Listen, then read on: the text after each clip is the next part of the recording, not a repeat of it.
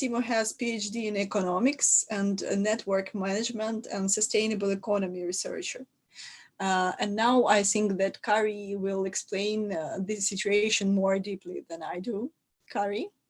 Yeah, hello once again. Now I'm at Urban Mill. You see our cave, the third 3D theater here behind. I have left my home and with my colleague Lars here.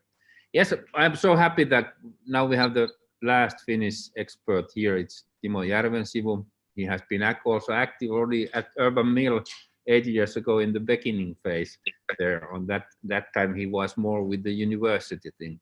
But he's, I like the combination of that Timo is a researcher, trainer, author, writes books, and then entrepreneur, but then activist also. So he eats the soup what he cooks there in the theory.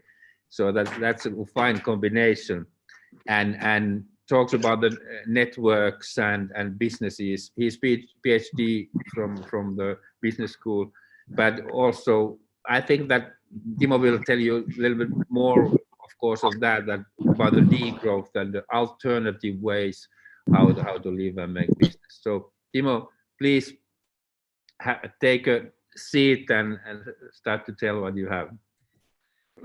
Thank you, Kari, and thank you, Olga, and nice to see you all present here, and there are more people coming. So I'm Timo, and as presented, I'm basically an entrepreneur at the moment, working pretty much as a solo entrepreneur. I'm consulting public and third sector organizations on, as said, on network management. And I could also, maybe I'll just, to make it more, I'll share my screen immediately so that you can also see at the moment what I'm talking about, because at least myself, I do like to learn by seeing also, not by only listening. So perhaps we have different learning styles. So I'll share my screen. Do you see the screen right now? Can you confirm? Yes. Okay. So I may at the moment sometimes look at the other screen. I have two screens, so I should be able to also see your chat messages from time to time. But let's see, we can at any point you can raise questions and all that. But I've prepared to first present, and then we can have the discussion conversation later on. So my topic, as said, emerging resilient economy, 3 words. And from those words, I've prepared to actually talk you through in kind of a story-wise. So I have 3 stories of each of these words, or actually kind of histories as I see the words, or the histories of this type of thinking and doing. So what is emerging or emergent? What is resilient or resilience? And what is economy, and how these 3 have evolved? So my background, why do I talk about these 3?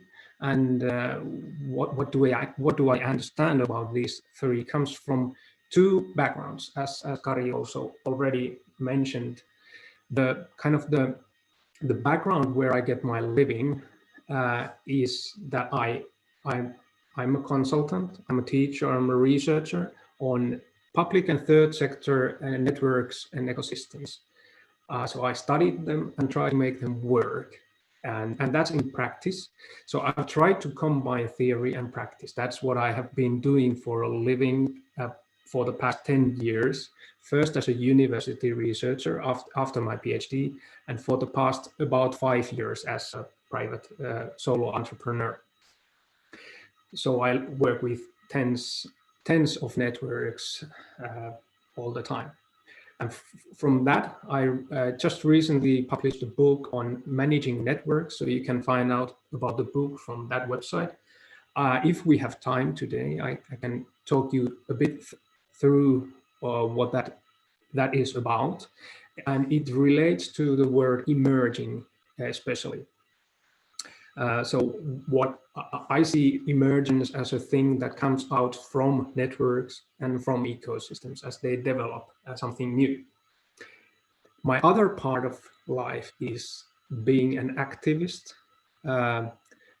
So being a social activist in the sense that I try to change the world, try to change the society, and try to change the economy towards a more socially and ecologically sustainable economy, be it global or local. Within that, why I say I'm an activist is that, of course, I've studied the ecologically sustainable economy and the socially sustainable economy. I've also been teaching that in Aalto University School of Economics. There's or School of Business. There's a course that I used to teach with another person for I think 4 times, where the topic was business sustainability in the global economy. Within that, my perspective is more on the critical side. So I do not like to actually use the word sustainable so much, because we are totally unsustainable at the moment in our economy. What I want to talk about more is being resilient, or even I like to use the word degrowth. I started a blog in Finnish called degrowth.fi with my brother, actually also a PhD in economics. That I started that about 10 years ago. We don't write that blog anymore, but since that, we've been studying the idea of not wanting growth, not wanting the economical growth, which is often a subject that economists want to talk about, or our politicians, what they want, or how our societies are built. They are built on eternal growth. The economy must grow in order for us to, make a living. But what I've been studying that carefully, and I've come to understand that we have to be more critical on the growth idea, simply because it seems that we cannot fully trust that we can grow the economy and at the same time take the ecological ill effects down, which would be decoupling. Those blocks, also the other one is mentioned there in the slide. They are in Finnish, unfortunately. But the degrowth movement is international. So if you want to talk more about that, I have some ideas on that also.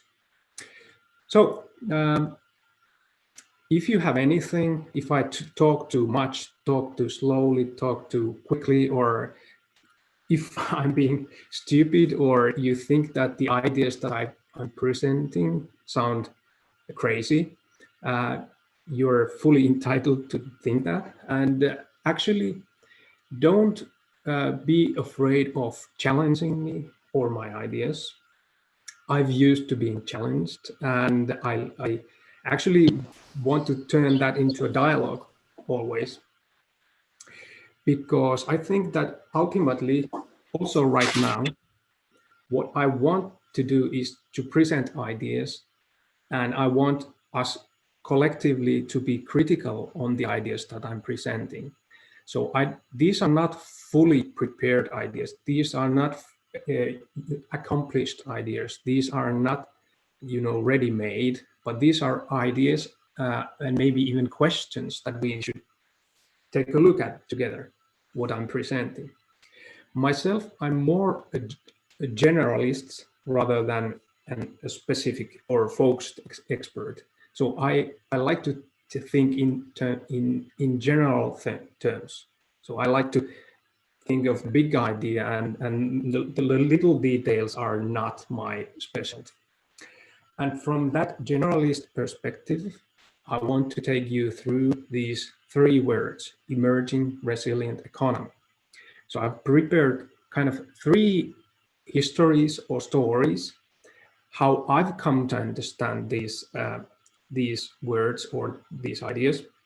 And then I try to bring them in together to offer kind of a discussion point of how we could think forward.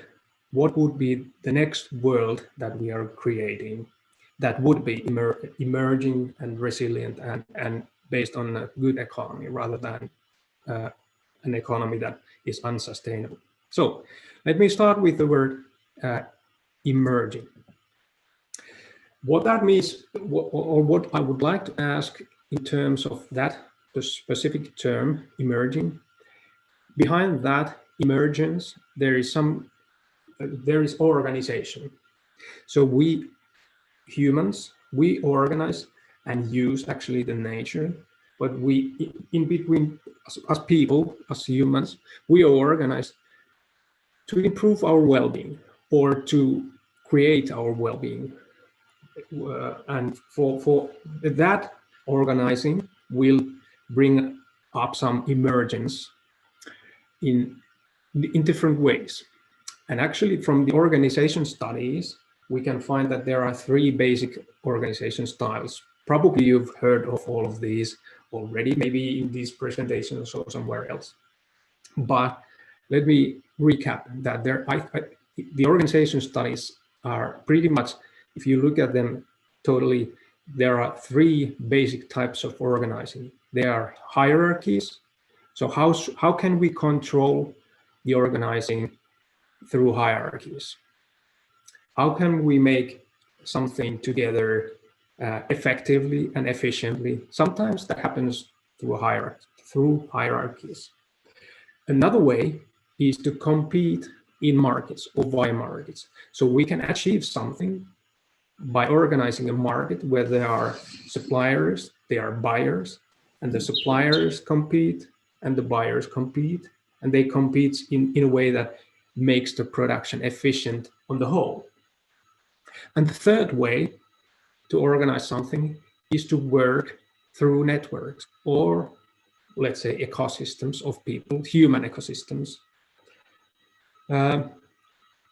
So hierarchies are about controlling, markets are about competing, and markets are about competing, and networks and ecosystems are not about competing, they are not about controlling, but they are about trust-based collaboration or trust-based co-creation in a way where we don't control or compete, but we work together through trust. So these all have good sides and bad sides. Hierarchies are good for some situations, markets are good for some situations, and networks and ecosystems are good for some situations.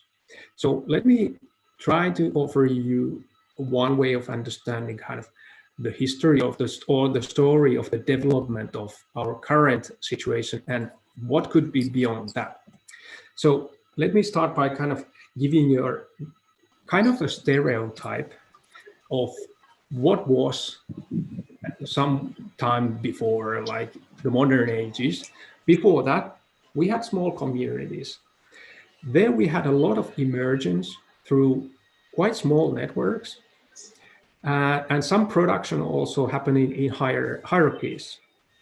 So we had bands of people, quite small bands of people. Someone is singing somewhere there, which is nice. Thank you. There were small communities, and I have these symbols just looking like, maybe I'll turn on the laser pointer. So we have networks. This is kind of the symbol of the network or the ecosystem, and this is a symbol for the hierarchy. So in quite small bands, we used to have both. Kind of the people closest to you. This was the way we organized for our well-being. Now, what happened after that, and why did we start to change from that, was that we got a lot of modernization, new technologies, which enabled us to do a lot of things. But that also meant, because we needed experts, like experts on technology, experts on modernization, so we could and we needed to divide the labor So we had division of labor. So you do that because you're an expert on that, and you do that, and then we can exchange. So that need for exchange, or the need for planning the cooperation, meant that we could not simply do it in small communities effectively without a more organized coordination. And so we needed to do that coordination somehow. So the next kind of phase was that, or what happened was that we could organize larger pools of resources. Like within nations, we could create national economies where we could build either public or private, big hierarchies or organizations, where we could organize the production very efficiently.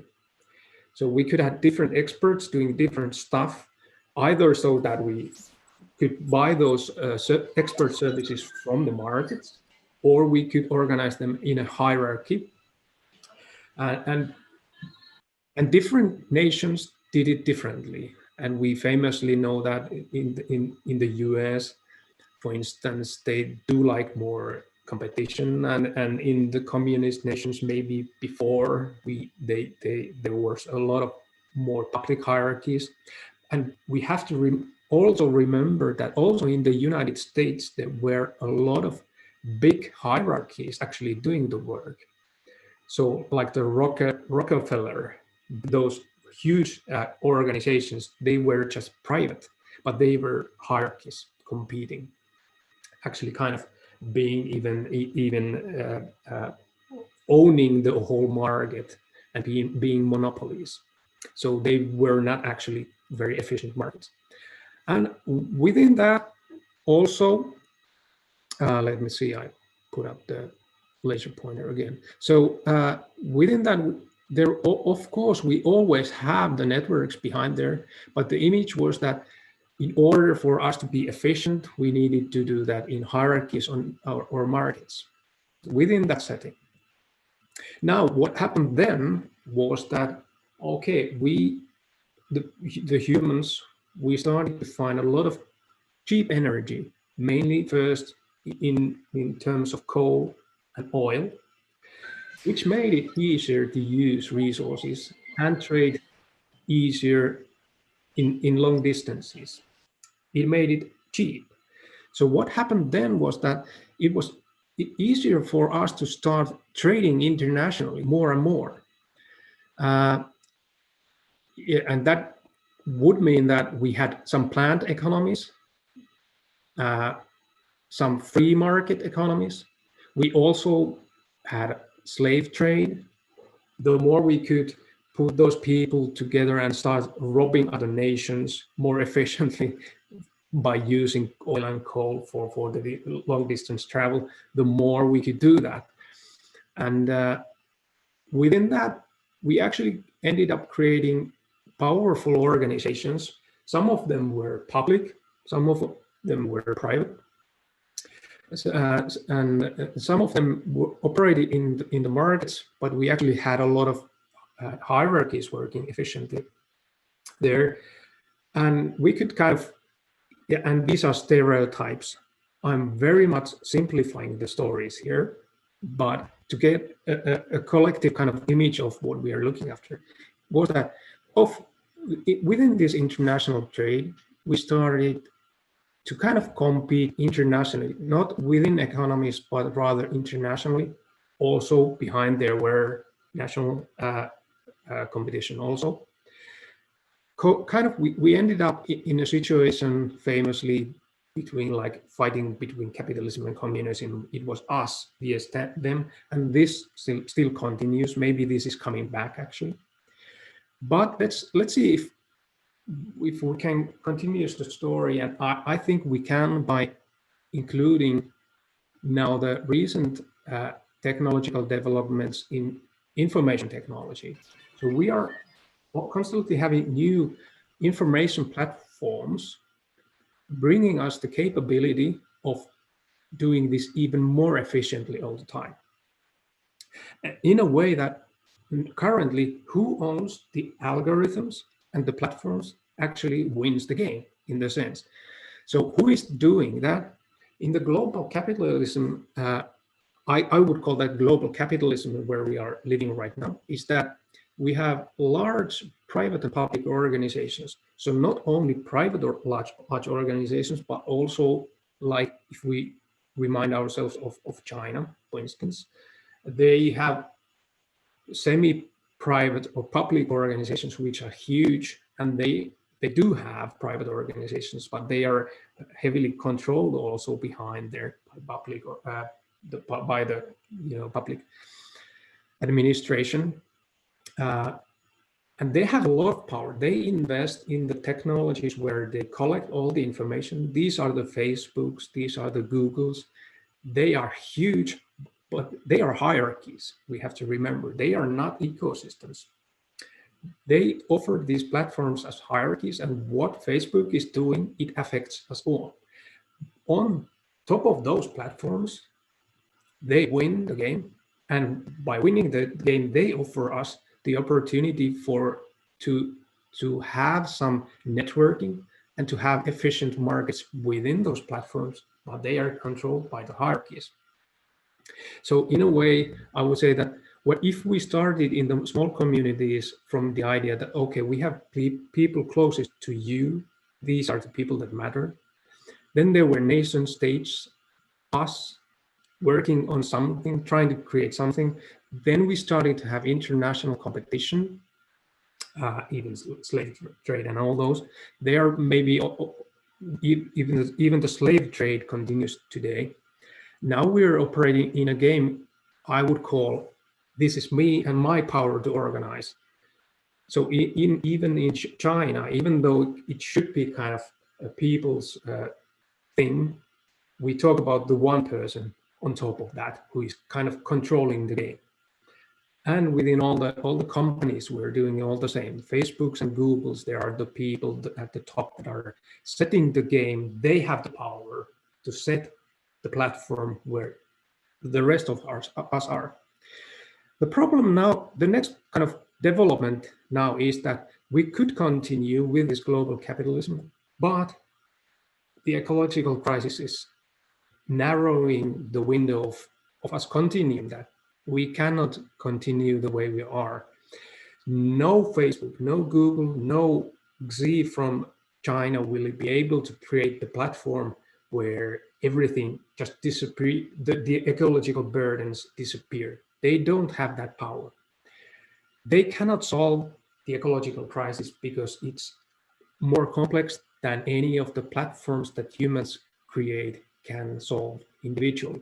So now that the platforms are competing, they are actually competing in a way that is destroying the nature. So I don't believe that by creating these kind of platforms, we can solve the ecological crisis. So we should be now asking, what kind of algorithms do we as a global community want? Not the big organizations, what do they want? But as a community, what do we need and want? And how should we organize for this? Now, one development could be actually, and some people are arguing by following this red arrow here, that we should get rid of global capitalism and go back to small communities. This is what some people are saying, that we should go back to like some years and maybe not go back, but reinvent the small communities and start by working from that. Actually, this might be something that Trump actually is saying, that let's get back the old great America, kind of the small communities, the people closest to you, and everything will be fine as long as we get there. Everything will be solved. But I believe that this is not possible anymore because we are a global village. We cannot go to a situation where we take care of only the people closest to us because there's too many of us to do that. So what I'm suggesting is that we have to kind of, some people are maybe thinking and saying that intuitively maybe, that we are getting back to some kind of start where we started some, I don't know, 1,000 years ago or 10,000 years ago. But I don't believe that we can go back there anymore because of the technologies that we have and the information platforms that we have. They enable too much. And we do have the energy, cheap energy at the moment, which we will probably use as long as we can. Now, how do we get past this, or can we have another route? And I believe we can. So we should be, what I mean, as designers, what I'm hoping that our young, bright people, such as you, will do, is to design ways for us to escape this situation where some of the hierarchies dominate the things and they are setting the scene and they are winning the game. How can we escape that? Because we will otherwise have this ecological crisis. And how do we create an emerging world, not set from the top down by the Facebooks and Googles, but emerged through co-production between us, through trust. So at the moment, Facebook does not need our trust. Google does not really need our trust. Xi in China does not need our trust. They only need to control us. That's what they are trying to do. Now, what we need is to rebuild our abilities to trust each other and bring it from bottom up. Okay, so what we should be aiming at is to create good networks instead of good hierarchies or good markets. And within those networks, we can emerge together or co-create ways to produce things more ecologically sustainably and more humanely. Of course, that will mean also that we will have hierarchies, we will have markets, but it is our duty, I think, to first form the networks, and then on those networks, trust-based networks are the platforms to create, not the information platforms controlled by hierarchies, but by networks controlled by us collectively. Those are the platforms where the hierarchies and the future markets should be resting upon. So those would be socio-ecological systems, and which would give us the power to co-create rather than it's the power of some people or some organizations to organize. Okay, so this is the story of emerging. Now, the same story, but for the word resilience. And within the word resilience, I have the question, how do we cope with ecological limits? So from actually, in order for us to be resilient, I think that we need to escape the current linear thinking and go towards circular or systemic resource understanding. This is nothing new for you, I understand. So maybe this is you're familiar with this, but let me try to give the same kind of story as I did for emerging. Actually, you can see the analogies here. So I will do the same for resilience. So where did we start? The humans started from some kind of self-evidently, and this might be a stereotype, but we started with self-evidently sustainable small systemic communities. So where we actually had not even household, but bands of people who were pretty much self-sufficient, stereotypically. So it was kind of a survive or die system. So they had hard limits. If they did not obey those limits, they would die. So they had to work within that. So what happens, of course, then is that we did get modernization, we did get technology, we did get division of labor, which meant that we could use larger resource pools. We could escape the hard limits of the nature. What this then meant was that we could create these national resource systems, and we could actually start to escape this systemic circular way of being, like the seasons fall and come and go, and we have to survive there. We could start to live in a way that we could use the technologies, use the modernization, use the division of labor to really create an idea that we can have nations who have natural resources, who can then use those resources to improve the national well-being, or the people's well-being in the nation. And within that, we didn't see that, but we actually started to live in a way that we didn't see the hard limits. There was always some local area where we could export our ecological ills. And we started to use natural resources in a linear way. We got them, extracted them from somewhere, and then dumped it to another place. So we thought that we had a lot of resources and a lot of ways to dump the resources. Okay, and so we got more effective in living in a linear way and using and wasting the resources for our well-being, to improve our well-being. And then on top of that, we found coal and oil and other kinds of cheap energy, which meant that we could get rid of the long distances, that we didn't have resource limits even long distance afterwards. So we could start trading internationally. So we could escape even the national boundaries, or the local and national boundaries, and start to do this internationally. But still, it was mainly kind of national resource systems. But with international trade and even international slave trade, in a way that we could rob other nations, capitalism could fight against communism, and we could rob other nations. It was us versus them, and we could start robbing resources in a way that some nations could be more resilient or more ecologically sustainable, but that happened via using other nations' resources. So we outsourced our problems. And globally, internationally, that meant that internationally, we were living in a linear way. If we ran out of resources, there were always some other countries where they had resources. So let's use those. And then now with the information platforms and highly complex algorithms, we could actually, we have been able to now to get rid of the human need to understand the complex resources.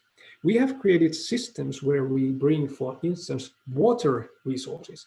Like previously, we understood that there is water that we use for agriculture and all that, and there's a water system like in Australia. How does the water flow there? How do we use that for agriculture and for other needs? And then what happened was that with information platforms, now we could take the information of the waterways from within all of Australia, for instance, and make it a water market, like efficiently put that in an algorithm and let the algorithm decide what is the right price of the water flowing there. So we didn't, as humans, we did not need to anymore understand how does the water flow, but we just put all that information into the computers and let the algorithm to decide what happens. And how did we use that? Was actually that we have been able to use that to make competition for the resources even more fierce. So that now we have global resource trade, where many of the global resources can be put into a single algorithm or single platform, and then we can just use it. And we don't even have to understand what really happens between the numbers. Just the numbers are important in the systems. And because for the platform owner who owns the information platform, really the money does not come from the resource as such. So who owns the Australian information platform for the water does not really care about the water as such, but cares for the information that the system has.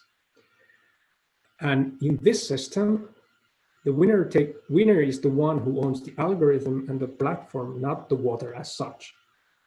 And this means that we are taking a lot of risks that are hidden in the system of the platforms and information. So we have abstracted away the real resources, and we are looking at the numbers, and behind the numbers there are a lot of risks. There should be some experts calculating the real risks, but who cares? That's the system, because the money is not in the real risks, it's in the numbers. Now, if there was no ecological crisis, no, it wouldn't matter so much. Of course, we are now robbing some people of their money and their livelihoods by using these platforms. But with the ecological crisis, we have to do something. There's a need for us to regain our lost human understanding of the complex resource systems and also the limits of our linear thinking. Now, we think that the platforms can deal with the complex problems, but they are created by people who can understand linear systems. So we don't currently have a real understanding of the complexities, and we don't currently have any understanding of how to really do it in a sustainable way.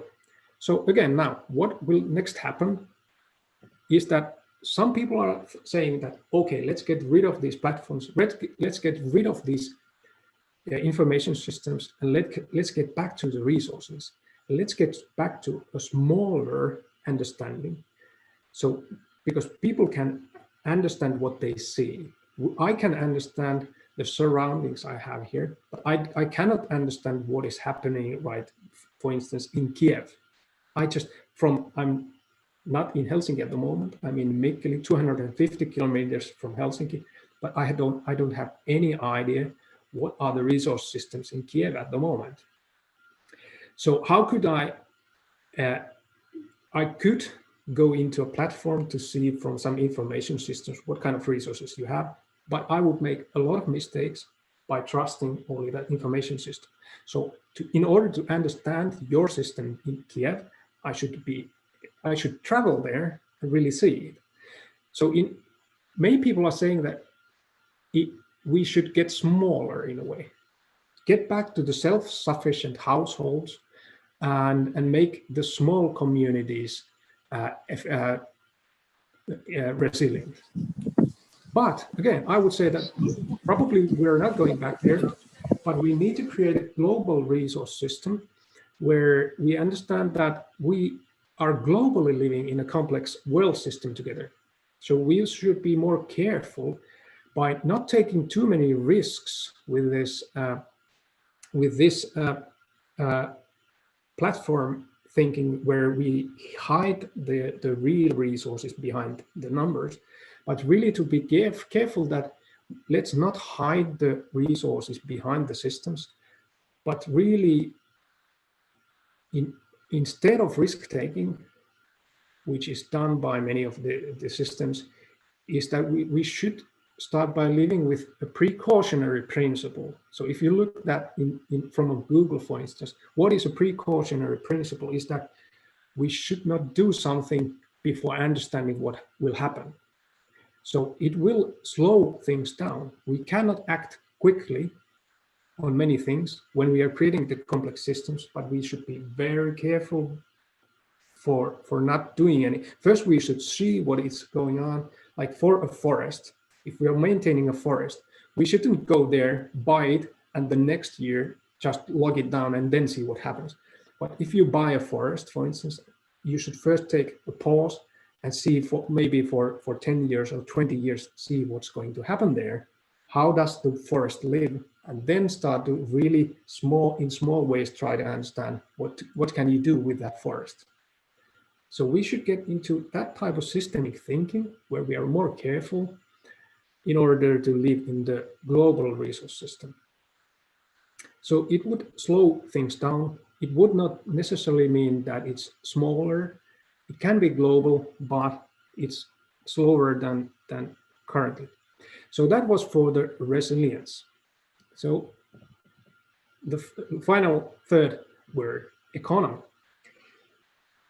And within economy, my question is, how do we get an optimal allocation of resources? That is what the economy does or should do, is to allocate efficiently our resources, both our investments for the future and our current resources, so that we are able to live now and live in the future. That's what an economy should be doing.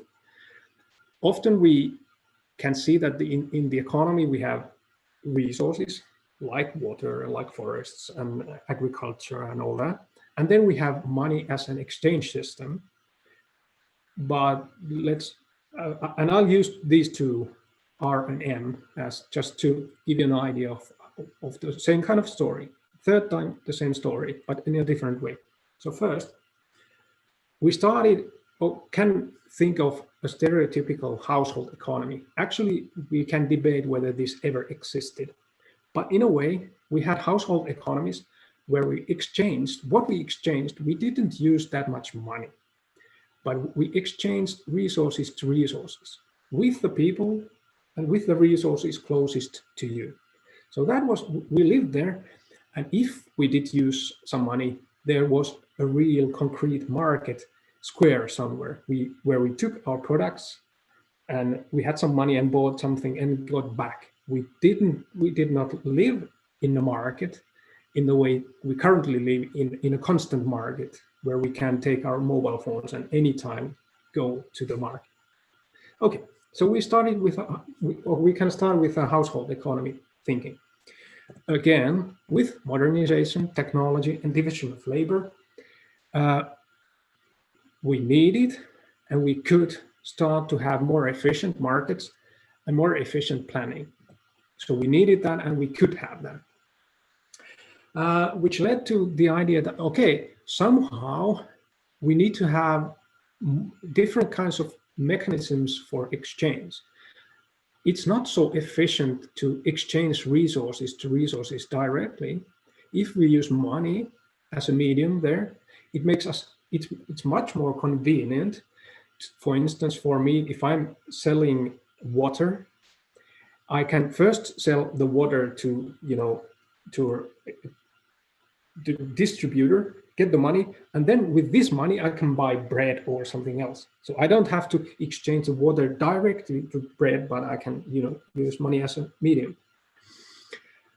In these planned or market economies, where, as I previously explained, we had resources. We started to use them to invest into our well-being. And within the economical sphere, we understood that we have nations. We need to get the national economy in order. We need to get the national economy going. And we understood that we need to invest in the people and in the technologies in this nation so that we can compete with the other nations. And for that, we need to have money. If we have international trade, and we could go in there, but within the nation also, we can invest in people and technology more efficiently if we really plan it well, or if we have the market economy where we use money as an exchange medium. Now, the next stage is that again, we get coal, oil, and other types of cheap energy, which makes it us easier to get resources. And at the same time, money becomes more important since kind of the resources get more cheap. In a way, I can put oil in my car and drive somewhere to get my bread. I don't have to make it in close by. So actually, I get more access to different types of resources, which makes the resources cheaper. And at the same time, money is the medium that I'm using to buy those resources. So money becomes more important there. Now, that leads to quite easily to, for instance, firstly, capitalism, but also communism, because now, but communism, even sorry? Was there a question or just some mic open? Maybe just some mic open. So even within communism, even though you did not use money as such, actually behind there, I think there was unofficially wealth accumulation in the forms of money in many ways. And internationally also you had slave trade. And within this trade, actually, what happened was that previously we understood that it was important to exchange resources via money to some other resources. But now within capitalism, especially within capitalism, but also within communism and the slave trade, many started to think that, okay, actually money is more important, because with money, I can quite easily, with this cheap energy, cheap oil, cheap coal world, I can buy a lot of things with money. So money is the thing that I need to have. With that, I can buy resources, and with those resources, I can get more money. So the importance of money rises there. The next phase, then, when we get the information platforms, actually reduces the importance of the resources even more, because resources become numbers in the platforms, information platforms. So they get to be the same kind of numbers as money has been so far. So what happens there is that we can actually get global hyper-capitalism, which in a way gets rid of resources, and we just exchange money to money, and other types of resources can be exchanged quite easily. They can be complemented. If we run out of this resource, we can easily get other resources back, because we have all the cheap coal and oil and all that to help us there. And we, in brackets, we can see that these are free markets. Everyone can make their own money and, be their own boss. And it becomes a world of money and me. Who has the most money wins, be that nations or people, or be that capitalism. Everyone is calculating, all the nations are calculating gross national products in terms of money, not in terms of the real well-being that we are getting. Now, again, we have a situation with this ecological crisis. And now we are starting to realize that, after all, money does not buy the resources. If we ran out of the resources, again, the resources, then their value rises and money does not count. We get inflation, actually. If we run out of the resources, we get a lot of inflation and money loses its value. And now, with this current situation, actually, I don't know how many of you know where money comes from at the moment, or how does money come to have any value. But let me assure you, in the current monetary system, which you can call a fiat system, there is no gold standard. There are no resources to back your value of money anywhere. With the capitalist system here, and also with global hyper-capitalism, we have been used to thinking that some people do have money, some people are able to give debt to other people, and other people can take debt. And this way we can create money. Money is actually created through debt. When anytime someone is taking a debt from some institution or other people, they get money. And when you get debt, you get money actually out of thin air. That money does not exist before you get debt. At the moment you get the debt and you undersign that debt, then you have money, and the money comes out of thin air. But we were used to thinking that someone still has the money somewhere, and it's the private side. But what we are currently having, for the past 10 years, we have been having a system where the central banks, instead of the private market, the private market also is creating money, giving debt to nations, for instance. But actually, at the moment, the central banks are printing money, a lot of money, much more money than the private markets are doing. And suddenly, and for the past 10 years, we have been increasingly living in a world where money is free. It comes free from the central banks. And why they are printing the money is that our resource system is bankrupt. We are ecologically bankrupt. We have actually excess of supply in the sense that, or we have potential for supply too much, but people are not working enough. So even though that we are printing money, the economy is crashing, and it's partly due to the ecological crisis, because we cannot do that anymore. So the ecological crisis is taking down the supply, but also due to Corona thing and due to people losing trust in the system. And actually, trust is the most important thing. Many people are losing the trust that this system can continue. So within this system, why don't we have inflation, even though we are printing a lot of money from the central bank, is that we don't get the supply. There's too much potential for supply that does not come. So within this system, money is free.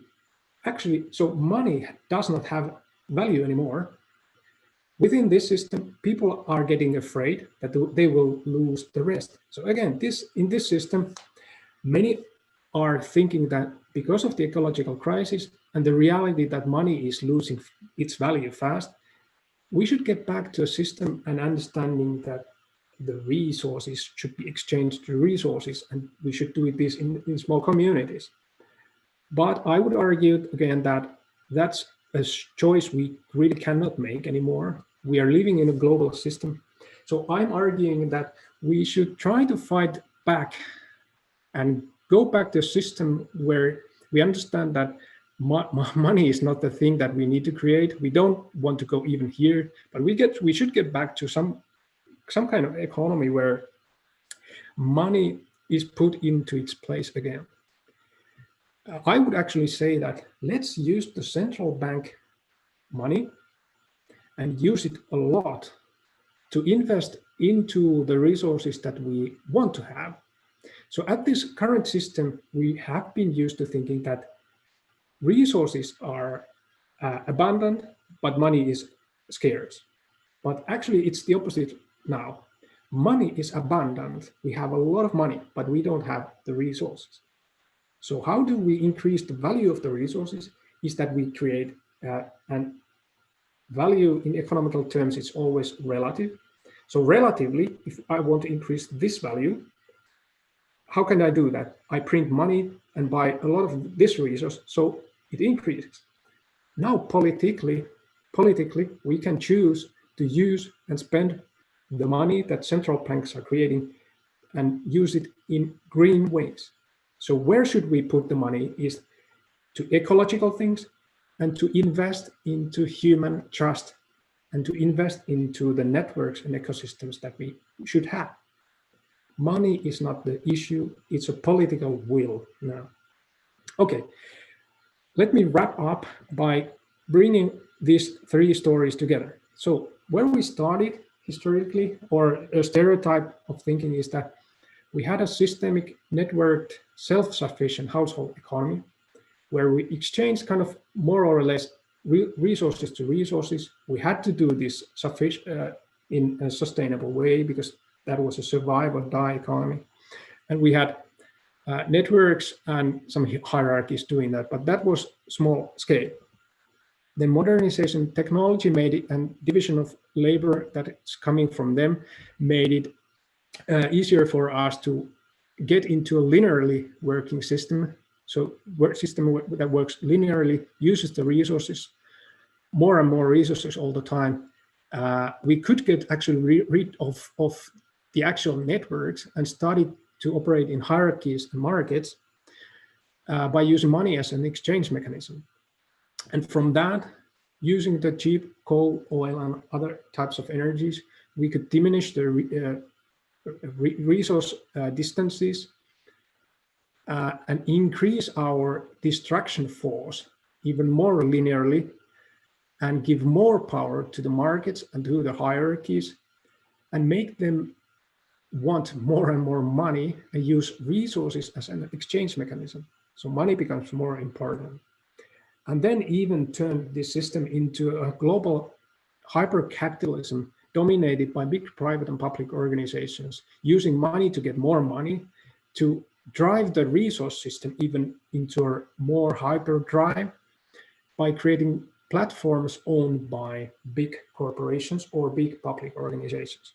So the ecological crisis will do something for this. Maybe it will get us there, but I'm hoping that we will design a system together where we get back to the resource systems, where resources are important, not money, and where the networks and ecosystems are the way we operate the system. So we invest in the networks, trust-based networks and ecosystems. And that's where the real resources are. And my final words are about then fear and trust. If in this system fear wins, and this is what I think Trump is wanting, is that fear wins and we break up this global system and make it small scale and start again the same cycle. We will start then competing between nations. I'm hoping that we avoid this cycle and break it via trust by investing in trust, the global world community trust, and these ecosystems upon which we can then start to really invest into the resources that we want to have instead of investing in monetary outcomes. So this is maybe a simple story, I don't know, maybe this is wrong. You can be critical on this and we can debate on this. And I've used all my time, I guess, now to talk a lot. I don't know if this makes any sense. I will leave this picture up there for now and let's go back to the conversation. Oh, thank you, Timo. I like all the politicians will think like you and act like you propose. And I think we have questions. So who will be the first? Vladimir? Do you hear me? Yes, we hear you well. Thank you. I'm just changed my Wi-Fi system, so I'm in the public place. I sorry for the inconvenience having maybe some noises. But I have a lot of questions. And again, Timo, thank you very much for the lecture. I see all the problems that I stuck with now currently with my research on thinking and learning processes. And I have lots of questions for you. Yeah, that's good. First of all, I slightly disagree with the named algorithms roles. I think that I not disagree with algorithms as the whole concept, but I think the main problem is the communications and humane approach to such algorithms implementation. And what I see from my 2 years research is basically that 99% of global problems are caused by people and systems miscommunication. What do you think on this? Did I hear correctly that you were saying that the distance of communication is causing the problems between humans? Yeah, the most of the problems, and including economy, are caused by miscommunication that has its place in such communication channels as human-human and human system. Don't you ever think of that? And what do you think of? That's a very good point, and I hope that this kind of I can kind of explain that into my story in the way that I think I fully agree with you. Is that with what I think is that what I mean by information platforms here is that we have created artificial intelligence systems, and we are creating them in ways that they have not been made for human communication. They have been made for, let's say, for making good markets or making efficient trade systems. Yeah. They're already there. Yeah, and I'm hoping with and what we are lacking is that we are getting a lot of polarization right now in the United States, in China, in Hong Kong, in Finland, in Europe. We're getting a lot of polarization exactly because of what you said, is that we have a lot of bad human communication. And I think it's built by these organizations like Facebook's. They are trying to make it better, but I think they are investing in the wrong things. I think they are investing in algorithms trying to solve human problems, but they are not investing in the human communication as such. So I think so agree with you. So I don't know, maybe hopefully by investing into human communication more, we would get into this trust-based system rather than go to fear-based systems. I see. Thank you for the point. Actually, I have lots of questions. Is it okay to make it, or maybe someone else wants to ask questions? Because I have a lot. Vladimir, just go on right now, and then we will stop you maybe. Okay, thank you. So the next question for Timo, are you familiar with works and white papers of Francis Halligan and James Gladfelder on emergent systems as a phenomenon, and do you familiar with complex systems cybernetics research? I'm familiar, somewhat familiar with the complex systems and such. Although, as I tried to explain in the earlier in my presentation, I'm more a generalist. I think in terms of the general ideas, and the specific kind of wordings that I use, I usually tend not to be too specific, just because what I've come to understand in complex systems and in network theories is that often we talk about the same issues using different words, and we end up debating what is the right word or what is the right definition for a thing like a complex system. And then we are debating on the philosophical level. But I like to keep it in the practical level.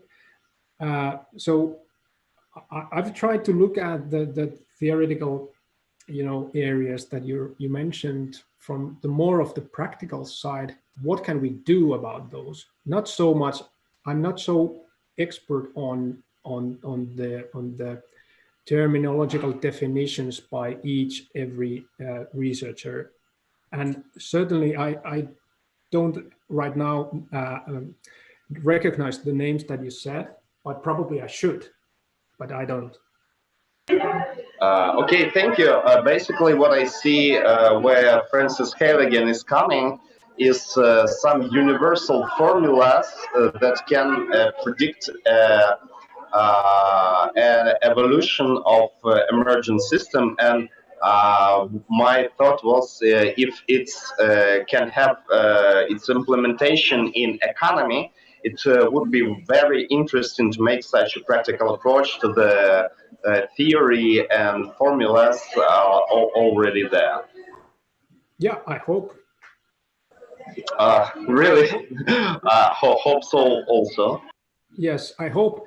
But also, I have to say, every time I think that we get systems or thinking that tries to predict what will happen is something that I would be careful about, because I'm certain that actually all the economics, I'm more familiar with economists and their predictions, and they really could not predict what happened in 2008 with the subprime loan crisis or the household loan crisis.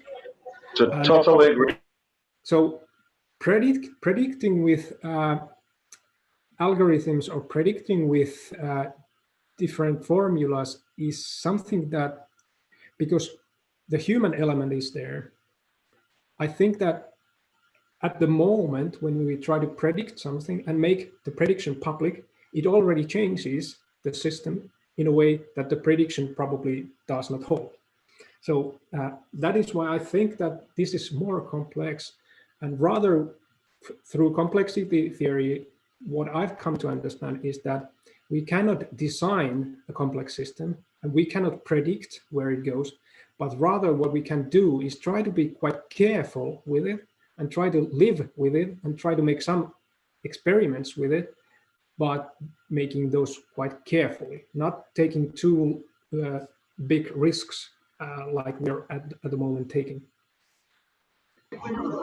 Thank you, thank you. I see your point, and I think that we can just, influence the vector of moving of complex systems, including our very interaction with them, but not control. The control is the domain of fear you mentioned, and we can just, correct the vector if we are able to. Exactly. Actually, I have one slide, and I could try to kind of how to get there. And by there, I mean this systemic network co-created world is that I don't have answers, but I have some ideas that for the emergence, I would urge us all to try to master the art of trust-based networking and community building. So how do we create between people? How do we create good networks and communities that are based on trust and mutual understanding rather than miscommunication? And for resilience, I think, and this is, I think, what we have been now talking about is about the thing that we need to foster collective understanding of how complex socio-ecological systems function, how they actually function. And I think that most of us, we don't understand. For myself, at least, I lack the understanding of. Agree, totally agree. And actually, the third point, let me just say it out loud because I have the slide here, is that I think we all should get familiar with macroeconomics, because I think here most of us make the mistake that we think that we don't have money to do what we need to do. But I think, and if we actually follow the money, where does money come from and where does it go? Actually, we have all the money we need and we can print more of it. And if inflation is then the problem, we can solve that problem also. But the real problem is the real resources, not the lack of money. So that's sometimes difficult for people to understand. I see. That's all the good science about asking questions, not answering them. I was working for like a year on the complex consulting company, and also we were experts of macroeconomics. I was doing many presentations for many topics. And all I perceived and thought on this, that macroeconomics is a very, very virtual reality that has a little with the real world. Yeah. And to get back to the real world, I think they should look at the real world more. And I also have a third question, more like a starter to a conversation than a question, for real. And my third question is basically the problem that you mentioned, that we have fear-based things, but we like to, and we have to be like more trust-based than fear-based, but all what I see from learned history dynamics, that we can only have a real full emergent systems and massive interaction only in the face of crisis of extinction or a national danger or national competition. And that is that are the basics that produce the most of resources and research also. And my inner question and my scientific question also is there any other way of communication and common building other than the fear? Because I see what Elon Musk now with his projects is trying to do. It's like to produce the form for the global common meaning. All the extraterrestrial colonization, space flights, neural systems are just forms of making a new common sense for most of humanity. And it's my question. I don't think I have an answer yet. But I think that are these approaches to make some common humane sense, are they effective? But I think only the time can tell. What do you think on this? I'm not sure actually what is, and thank you for the kind of the way you presented the question. And I'm not sure whether I got you right. Can you kind of repeat the question? Are you asking me about the things that Elon Musk is saying, the practical solutions, or the how to get to the trust? Or yeah, my question is, what do you think? I see. Thank you for re-questioning, because I've got the correct question with communication with you. What do you think is the missing component to make systems more trust-based than fear-based? What we are missing? Oh yeah, good. Thank you. Now I think I understand. And this is, for me, it's about this mastering the art of trust-based networking. And I've tried to actually, this is my background from the managing networks background is actually, since writing this book, in this book, I try to explain the basis of creating trust between humans. And within that, I can just briefly present that kind of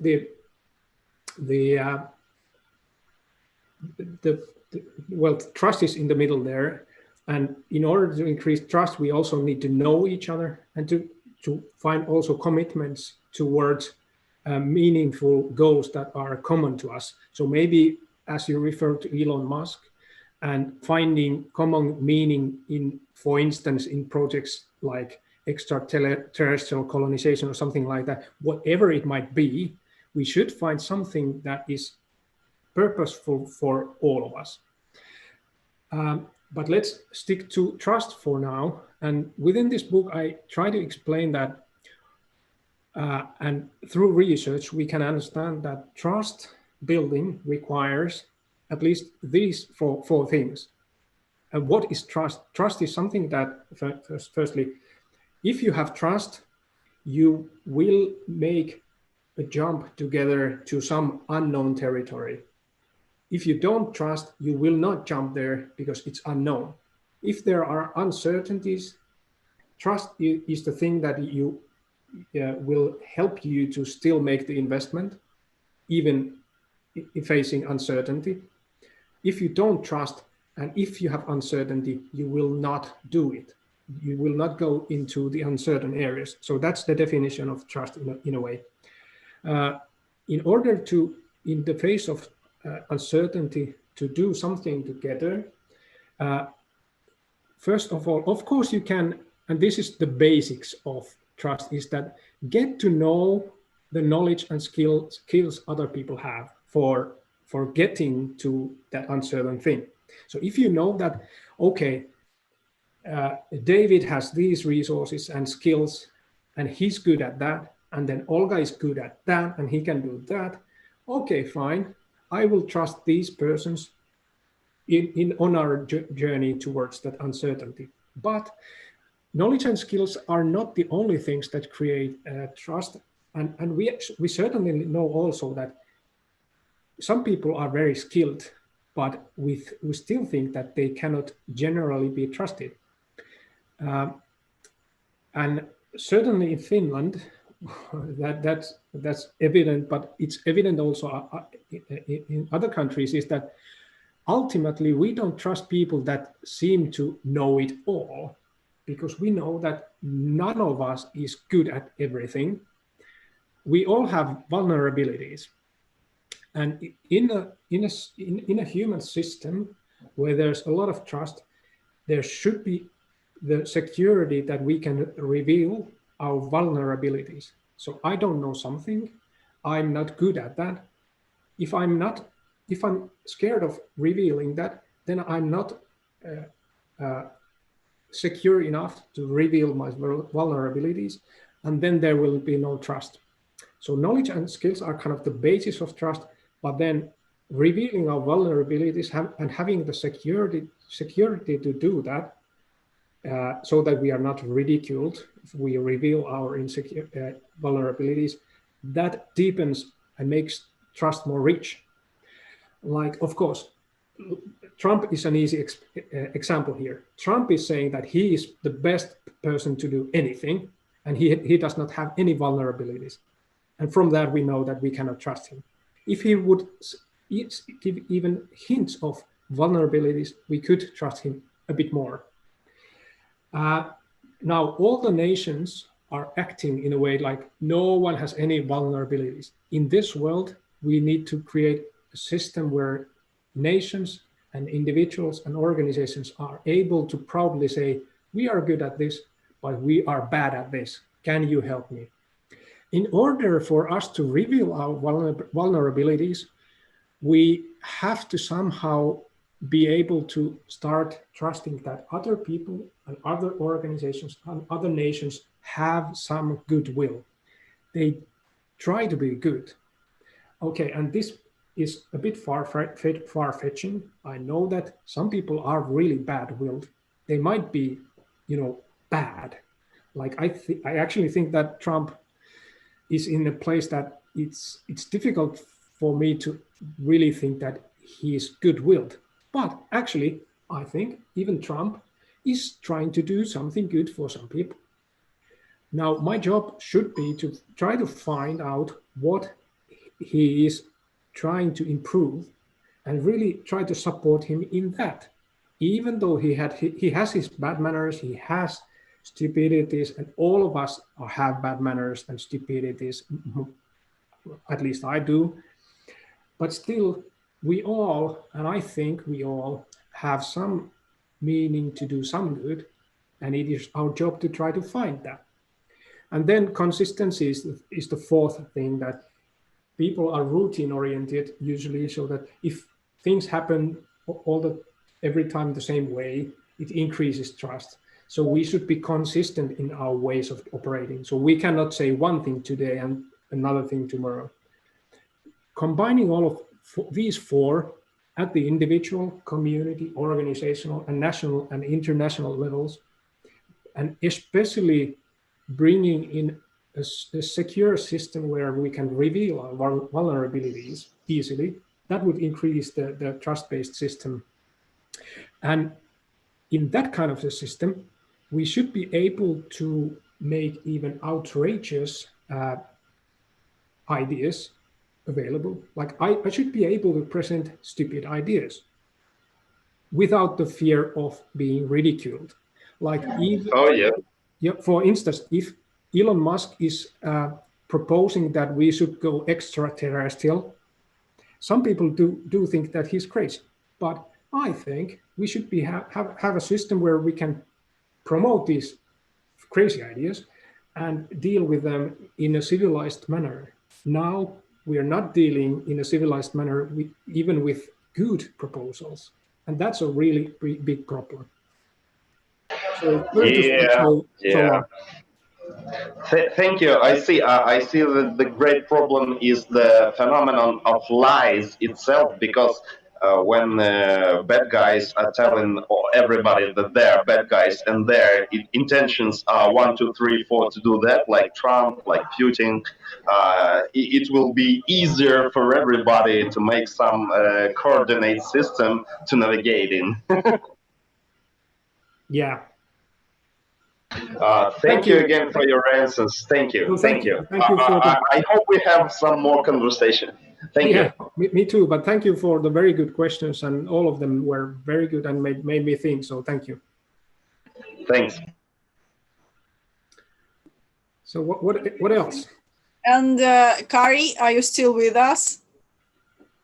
Yes, I am.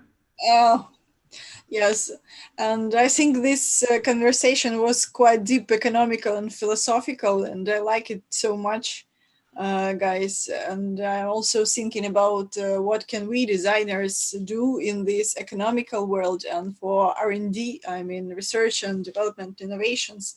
How do you think, Timo? Do you believe in the huge jump during the nearest years in research and development innovations? What can they change in these economical, ecological problems? Can you say again, who could, or in what area? Research and development, I mean scientists. Could we expect that we can make a jump in our science just to overcome these challenges in ecology and sustainability and to be more resilient? Yeah. Yeah. Or what maybe I think, it's just fantastic, or maybe it's just, you know, a fiction, science fiction, and that's all. yeah, I hope that as scientists and developers and designers, what we can quite easily do is that let's work in ways where we don't increase the fear, and let's explore why is fear rising its head? Why are we getting more polarized and fearful instead of getting more communal and more trusting? We should study this. And even though you're an engineer, or even you're ecologically minded, or some of us are in the humanities, some are engineers, whatever you are, we can study the resource systems that are based on trust. We can study the monetary systems that are based on trust. We can study the organizational systems that are based on trust. And even the ecological systems, which should be circular or systemic, the natural ecological systems, there are components where we can bring people together into connection with the nature in ways that increase people's trust toward the nature, and vice versa, so that we can take the nature as a counterpart, or as having a voice in our, a better voice in our research and development work. So bring in the nature, bring in the people, and bring in the trust in all of your work, and that'll in itself make it better, I think. And then look at the real world. Don't look at those theories. Make your theories based on real world. At the moment, there are too many people that think that money is important in economics. It's not. Many people think that economical growth is important for us to improve the nature's well-being. That's stupid and that's wrong, and so on. There are things that we have a lot of theories that are not based on current reality.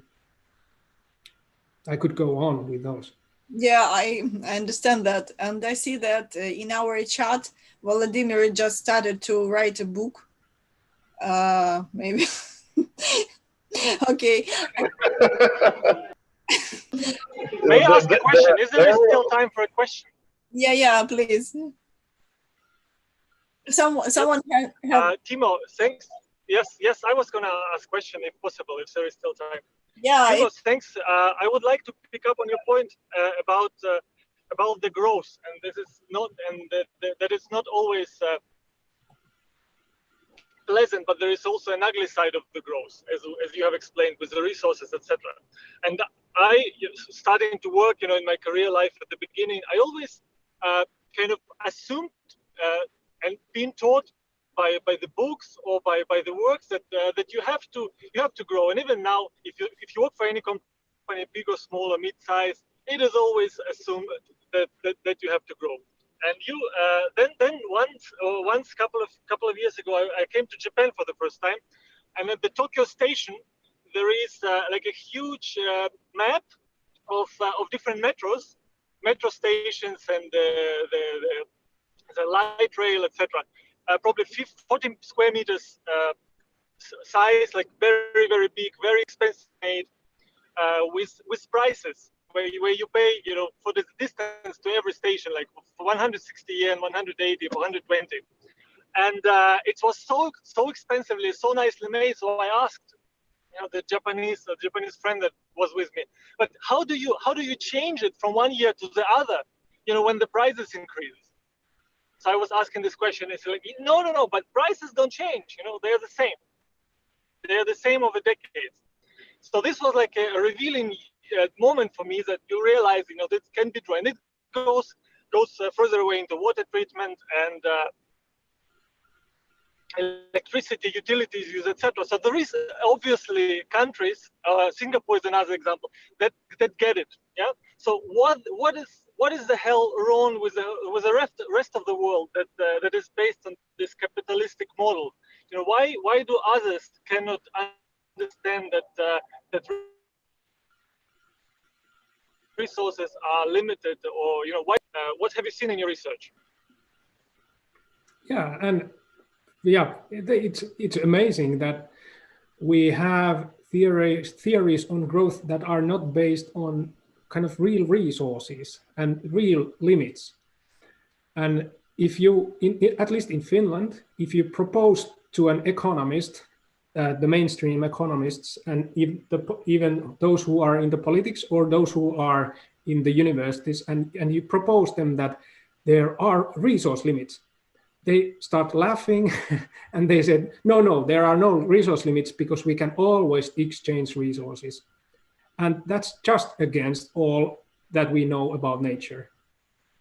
But for some reason, they are so detached. And I think it has come into a religious thinking, like some people believe in gods, some people believe in some books, like the Bible, and some people believe in the economical theories, like they would be, they are so strong believers that they are not seeing the flaws.